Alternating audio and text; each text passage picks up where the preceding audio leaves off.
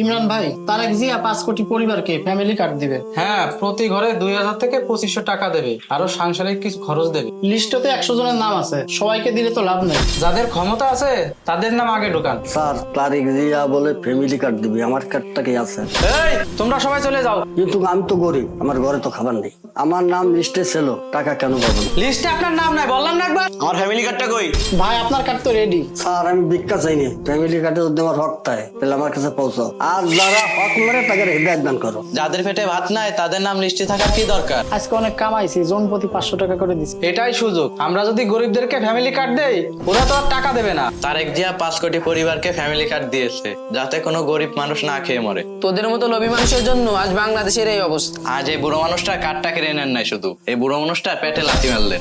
মনে রাখিস, রাজপ্রাসাদও ভেঙে পড়ে যদি সেখানে গরিবের চোখের পানি থাকে। তারেক জিয়া ফ্যামিলি কার্ড ঠিকই দিতেছে, কিন্তু কোনো গরিব মানুষটা পাচ্ছে না। আর নেতাগতারা ঠিকই লুটে পুটে খাচ্ছে।